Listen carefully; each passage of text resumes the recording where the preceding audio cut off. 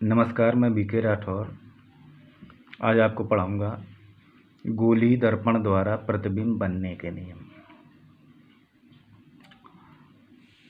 तो प्रतिबिंब बनने की पहली शर्त जो है कि आप जो है दर्पण बनाएंगे वो चांदी से बनाएंगे। कैसे बनाएंगे? चांदी से।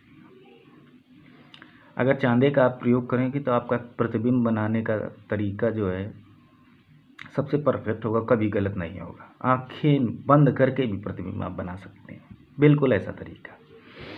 तो आप क्या करेंगे? चांदा लेंगे। चांदे में जो बीच में 90 अंश का जहाँ पर निशान होता है वो रेखा जो है आप कापी पर रखेंगे, कापी की लाइन पर, क्योंकि वहाँ से वहीं पर ध्रुव बनेगा अपना बिल्कुल मध्य में, और ध्रुव से ही जाता है अपना मुख्य अक्ष। तो ये बात आप ध्यान रखेंगे, जो 90 अंश की रेखा चांदे में होती है उसको आप कापी की लाइन पर रखेंगे और तब आप दर्पण बनाएंगे, और उसी लाइन पर हम क्या करेंगे? अपना मुख्य अक्ष खींच देंगे। ये एक पहली शर्त है, इसमें कोई फॉल्ट नहीं होनी चाहिए।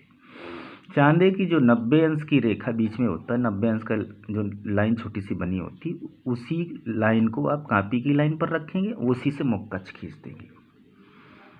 तो हम सबसे पहले तो ये करेंगे। ये चांदी से तो मैंने नहीं बनाए, लेकिन आप चांदी से ज़रूर बनाएंगे, क्योंकि जो मुख्य अक्ष होता है वो बिल्कुल बीचम बीच जाता है, माने 90 अंश के निशान से, माने ध्रुव से। तो ये हमारे अवतल दर्पण है, ये उत्तल दर्पण है। तो पहला नियम क्या है? देखिए, पहला नियम तो यही हो गया कि सबसे पहले आप जो है चांदी को रखेंगे, चांदी से दर्पण बनाएंगे और 90 अंश के निशान से मुख्य अक्ष खींचेंगे। ये कापी की लाइन पर होना चाहिए। अब दूसरा नियम ये है कि हम जो है फोकस बनाएंगे नाप कर। जैसे ये हमने फोकस बनाया, ध्रुव से ली दूरी 4 सेमी के निशान पर। कितने सेमी के निशान पर? 4 सेमी के निशान पर। ये हमारा फोकस बन गया। किस निशान पर है? ये 4 सेमी के निशान पर। इधर भी बना लेंगे, उत्तल दर्पण में भी 4 सेमी के। तो ध्रुव इसकी ये लाइन यहाँ रखेंगे, और ये कहीं पर भी आप बना सकते हैं फोकस, 4 पर, 3 पर, लेकिन हम 4 पर बना रहे हैं।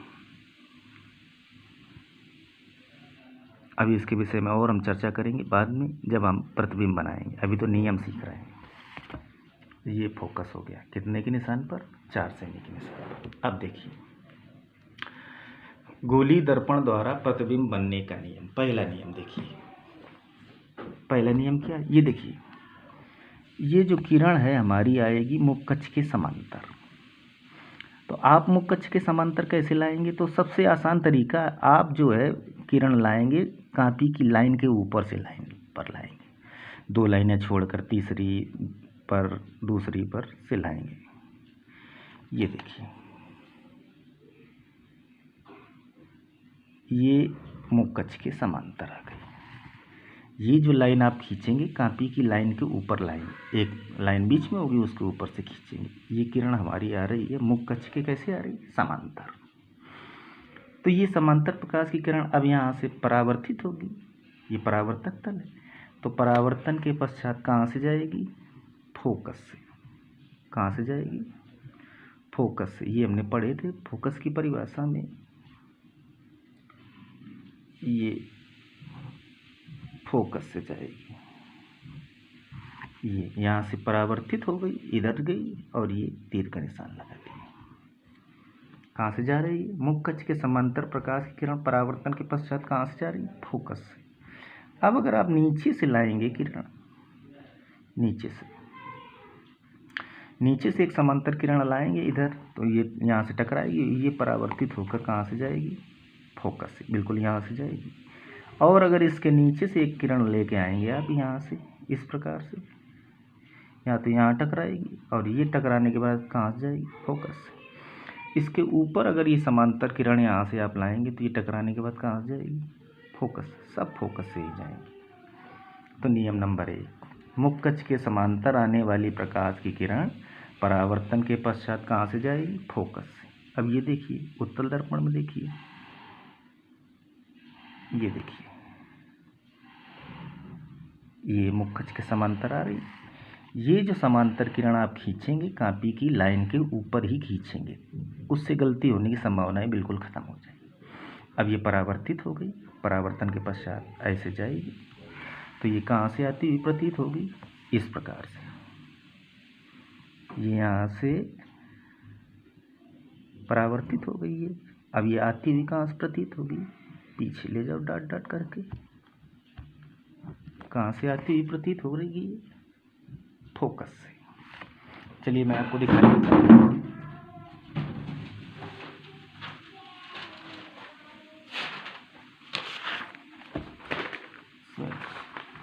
ये फोकस पढ़ाया था, ये परावर्तन के पश्चात कहाँ से आती हुई प्रतीत हो रही, फोकस। हो गया, सेम है, परावर्तन के पश्चात कहाँ से आती हुई प्रतीत होगी, फोकस।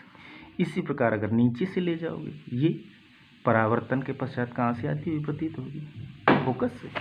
इसमें देख लीजिए, ये मुख्य कक्ष के समांतर आ रही, परावर्तन के पश्चात कहाँ से आएगी, जाएगी फोकस से। जितनी किरणें मुख्य कक्ष के समांतर इसमें जाएंगी, सब परावर्तन के पश्चात कहाँ से जाती हुई प्रतीत होंगी, फोकस से। और इसमें कहाँ से आती हुई प्रतीत होंगी, कहाँ, फोकस से। तो नियम नंबर 1, तो नियम नंबर 1 आप ये दोनों चित्र बना लेंगे। क्या लिखेंगे, मुख्य कक्ष के समांतर आपतित प्रकाश की किरणें परावर्तन के पश्चात फोकस से जाती हैं अथवा फोकस से आती हुई प्रतीत होती है। नियम नंबर 1। अब नियम नंबर 2 पर पहुंचेंगे। 2 देखिए, ये देखिए, ये हमारा ध्रुव हो गया। अब देखिए, समझिए इसको, फोकस हमने कितने पर निशान पर बनाया था, 4 के निशान पर। ये फोकस 4 के निशान पर बना दिया। ये और इधर कितने निशान पर बनाएंगे, 4 के निशान पर। ये देखिए, मान लीजिए अभी 4 के निशान पर है फोकस। अब ये देखिए किरण, ये किरण आपकी जा रही, कहाँ से जा रही है, कहाँ से जा रही है, फोकस से। कहाँ से जा रही है, अब ये यहाँ से परावर्तित होगी, तो परावर्तन के पश्चात कैसे हो जाएगी, मुख्य कक्ष के समांतर। ये मुख्य कक्ष बिल्कुल इसके समांतर, ये देखो चली गई ये किरण। तो फोकस से जाने वाली प्रकाश किरण परावर्तन के पश्चात कहाँ से चली गई, परावर्तन के पश्चात मुख्य कक्ष के समांतर हो गई। ये देखो, एक ये किरण जो है, ये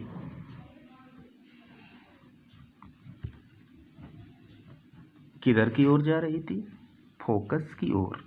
फोकस की ओर ऐसे जा रही थी, लेकिन यहाँ से परावर्तित हो गई, तो ये परावर्तन के पश्चात हो जाएगी कैसी, मुख्य कक्ष के समांतर। ये देखिए कैसी हो गई, मुख्य कक्ष के समांतर।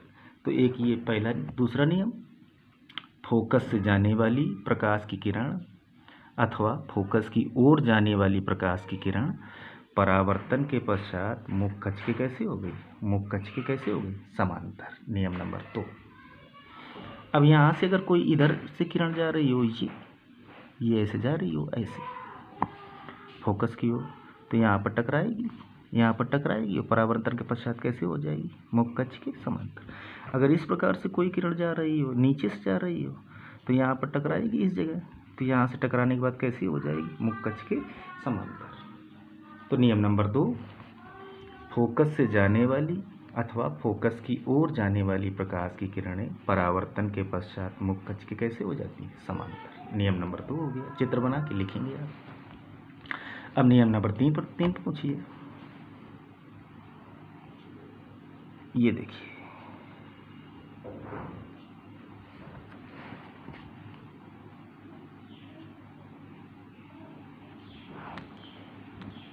ये देखिए ये देखिए, अब देखिए वक्रता केंद्र जो है, जैसे हम फोकस बना रहे थे 4 के निशान पर, तो वक्रता केंद्र उससे दुगनी दूरी पर बनाएंगे 8 के निशान पर। यदि फोकस 3 पर के निशान पर बनाओगे 3 सेमी के निशान पर, तो वक्रता केंद्र 6 सेमी पर। और यदि फोकस 2 सेमी के निशान पर, तो वो 4 सेमी पर। इस प्रकार से बनाएंगे।